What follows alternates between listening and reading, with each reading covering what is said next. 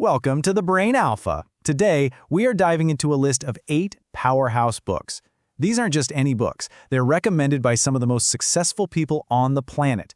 And we're going to see how they're less like reading material and more like blueprints for a total life transformation.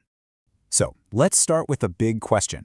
Can a single book really change your life? It sounds a little dramatic, doesn't it? But if you ask the world's top performers, we're talking business titans, creative geniuses, you name it, they'll almost all say, absolutely yes. They can point to the exact book that lit the fuse.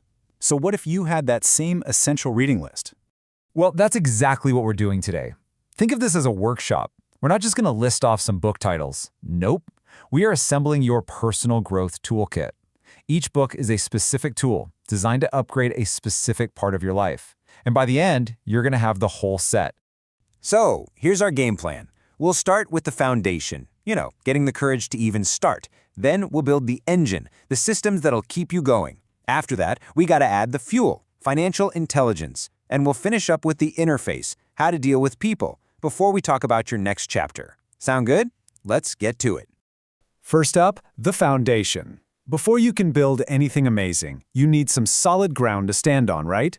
This first tool is all about getting the right mindset and, more importantly, the courage to take that first terrifying step.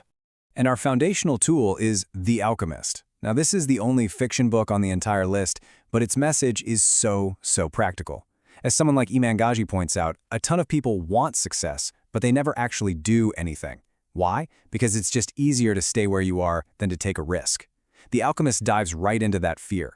It's all about that brutal, gut-wrenching difficulty of starting from absolute zero and finding the guts to chase a dream when everything just feels new and stacked against you.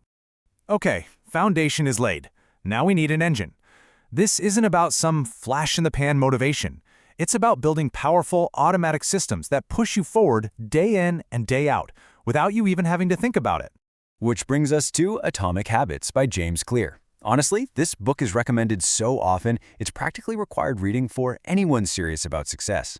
The core idea is just devastatingly simple, but so powerful. Tiny, consistent improvements compound into absolutely massive results. You don't need some heroic, life-altering effort. You just need to get 1% better every single day.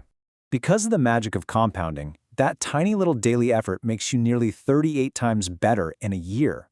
The math itself is staggering, but when you see it visually, it's just incredible. Just look at this chart. It lays it all out. A tiny 1% decline every day, like say skipping your workout or eating junk food, it basically wipes you out over a year. But that 1% improvement, it creates this massive, almost unbelievable gap. It just proves that it's your systems, not your goals, that truly make all the difference. Now, this second part of our engine comes from The 4-Hour Workweek. This book completely shattered the old way of thinking. Work for 40 years just so you can retire. Tim Ferriss introduced this idea of the new rich. These are people who design their lives for maximum freedom right now. The whole point isn't to just end up with a huge pile of money when you're old. It's about using productivity as a tool to create a life full of adventure, time, and mobility today. All right, we have a solid foundation and a powerful engine. Now we need the fuel. We're talking about money. These next 3 books are basically a masterclass on how to earn it, how to keep it, and, maybe most importantly, how to actually use it to live an amazing life. We're going to start with the classic Rich Dad, Poor Dad. Its main idea is something called the cash flow quadrant. See, on the left side you've got employees and the self-employed. They basically trade their time for money. But on the right side you have business owners who own systems that make money and investors who own assets that make money. The book's big argument? True, lasting wealth is almost always built on the right side of this quadrant. It's about learning the rules of the money game. Next, we have this amazing 1-2 punch. First, The Psychology of Money teaches you the really hard part, how to keep the wealth you build. It argues that being good with money has less to do with how smart you are and more to do with how you behave. It's a total mind game. Then you've got Die with Zero, which presents this radical idea. The point of having money isn't to die with the biggest number in your bank account. It's to use it to maximize your actual life experiences. And this quote from Die with Zero just nails it. The value of your money isn't fixed. It changes depending on when you use it. An incredible trip or learning a new skill when you're young gives you a lifetime of memories and benefits that you just can't buy when you're older. It really forces you to ask yourself, what am I actually saving all this money for? So, we have the mindset, we've got the systems, and we've got the financial fuel. But here's the thing, you don't operate in a bubble. The final part of our toolkit is the interface, the tools for understanding and connecting with the most complicated and most important variable in all of this, other people. First, we've got to understand our own minds. In his Nobel Prize-winning book, Thinking Fast and Slow, Daniel Kahneman explains that we basically have two operating systems in our brain. System 1 is our fast, gut reaction, autopilot brain. It's super efficient, but it's also full of biases.